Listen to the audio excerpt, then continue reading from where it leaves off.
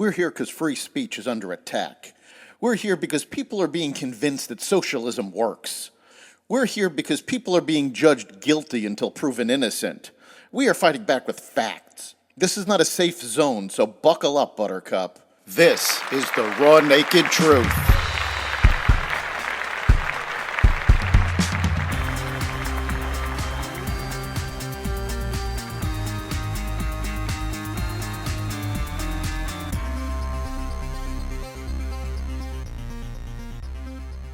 Hezbollah attacks Israel. Olympic organizers attack Christians. Biden attacks the Supreme Court, and more. Welcome to the Raw Naked Truth. I'm your host, Eric Lopkin, and here's the news you need to know. The Iran-backed terrorist movement Hezbollah on Saturday rained down rockets on Israel, with at least one hitting a soccer field where children were playing in the northern Israeli town of Majd al-Shams, right by the border with Syria. At least 12 deaths have so far been reported, with some 29 more injured, most reportedly between the ages of 10 and 20. The soccer field in the majority Druze town was a scene of shocking violence and the most devastating loss of life in the north since Hezbollah entered the war on behalf of the terrorist entity Hamas on October 7th. The Israeli Defense Forces put the blame squarely on Hezbollah in a statement issued shortly after the attack. The Hezbollah terrorist organization is behind the rocket launch at a soccer field in Majd al-Shams, which caused multiple civilian casualties, including children, earlier this evening, the IDF said in a statement issued Saturday. Israel's government authorized a retaliatory strike against Hezbollah in Lebanon, amid an American-led diplomatic push to contain the fallout from the terrorist attack. Paris organizers defended the Olympics opening ceremony on Sunday amid backlash over the apparent mocking of the Last Supper during the performance. The opening ceremony drew condemnation from American leaders, world leaders, Christian groups, and athletes alike over its depiction of one of the most revered events in Christianity. The ceremony segment appeared to resemble a depiction of the Last Supper, famously painted by Leonardo da Vinci. The performance ensemble included drag queens, a transgender model, and a naked singer who was stylized to resemble the Greek god Dionysus. Paris 2024 spokesperson Anne Decamp spoke about it on Sunday. Clearly, there was never an intention to show disrespect to any religious group. The opening ceremony tried to celebrate community tolerance, Decamp told reporters via Reuters. We believe this ambition was achieved. If people have taken any offense, we are really sorry. U.S. and world leaders are denouncing the opening ceremony.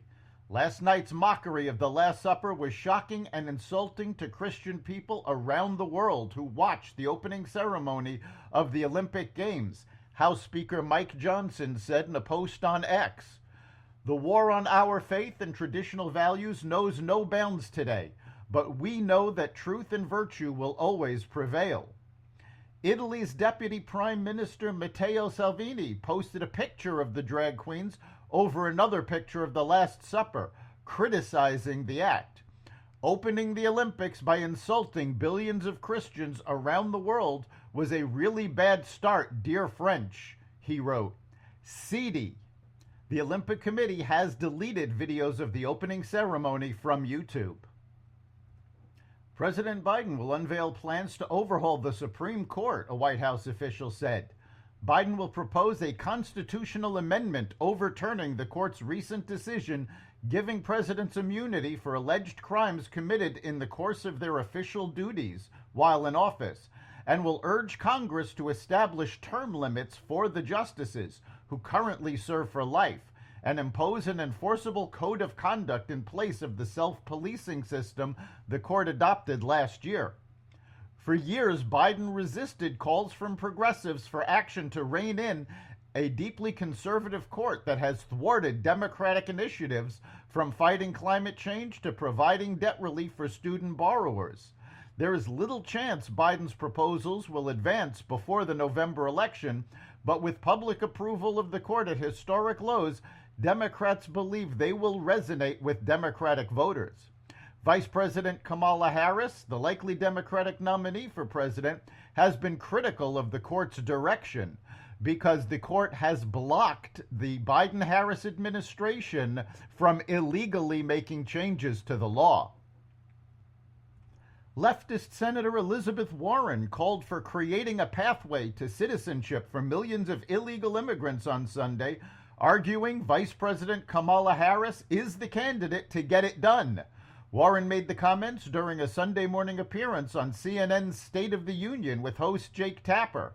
Tapper pressed her to defend the immigration policies of the Biden-Harris administration, which have been historically unpopular.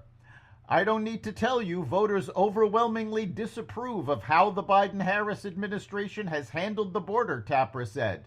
By giving the nomination to one of the leaders of the border effort, aren't Democrats doubling down on one of your party's biggest vulnerabilities? Border crossings now are lower than they were in the last year of the Trump administration. But recognize, and I know that Kamala Harris knows, this is a problem that ultimately has to be solved by Congress, Warren responded.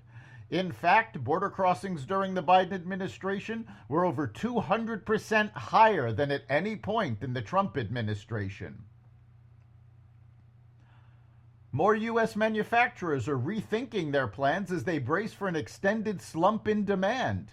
Higher interest rates, rising operating costs, a strengthening U.S. dollar, and lower selling prices for commodities are dampening activities at factories across the country. Executives for the makers of long-lasting items such as cars, crop harvesting combines, and washing machines are projecting challenging business conditions for the remainder of the year. Deere & Company, the world's largest manufacturer of farm equipment by sales, has shed about 2,100 production workers since November, or 15% of its hourly workforce. Rival equipment maker AGCO said in June it would cut 6% of its salaried workforce worldwide, or about 800 people by the end of the year. Recreational vehicle maker Polaris this week said it would adjust production to cut back on shipments to dealers.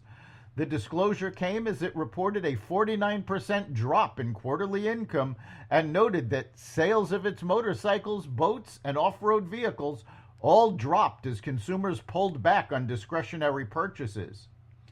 Retail has proven weaker than anyone expected, Chief Executive Michael Speetzen told analysts. That's the Raw Naked Truth. You can catch every episode of The Raw Naked Truth at xvadio.com, the Apple Podcasts app, Google Podcasts, Spotify, iHeartRadio, Audible, Amazon Music, and other platforms that respect freedom of speech. We'll see you next time.